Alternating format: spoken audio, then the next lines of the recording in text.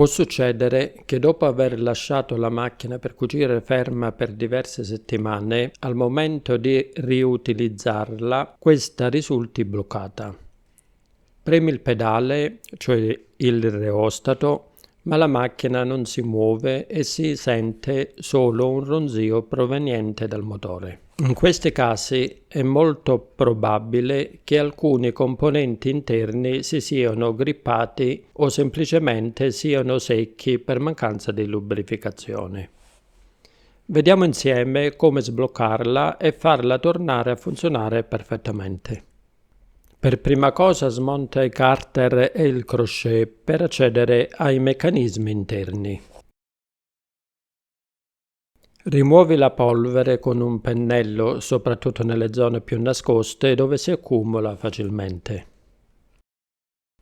Ingrassa le camme e gli ingranaggi, preferibilmente con un grasso alimentare o specifico.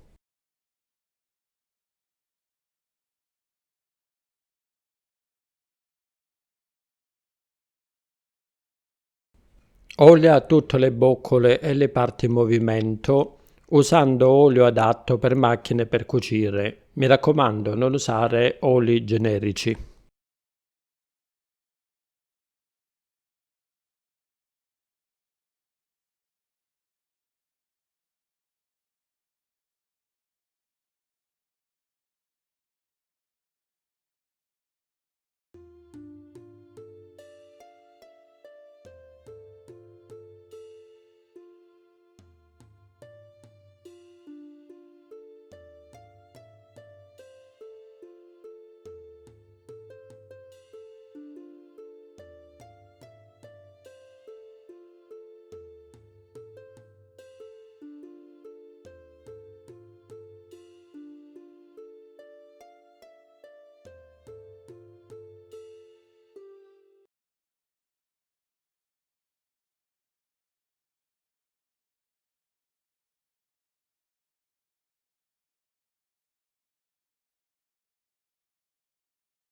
Se noti che il meccanismo dello zig-zag è bloccato, ecco cosa fare.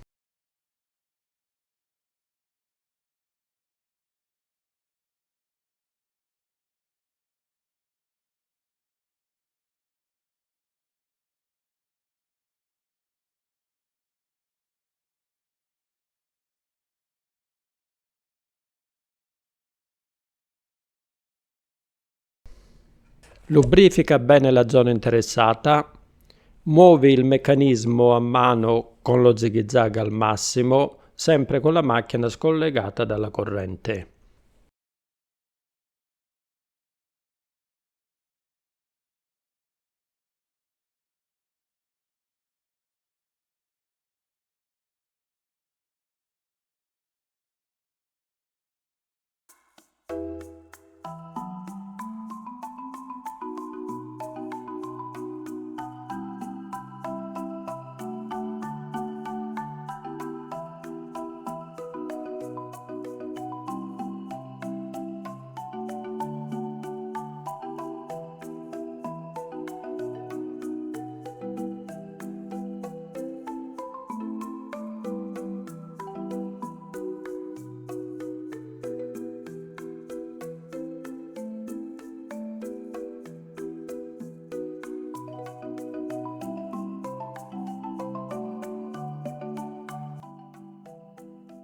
Una volta sbloccato, accendi la macchina e falla girare per qualche minuto senza agua e senza crochet montato, così il lubrificante si distribuisce in modo uniforme.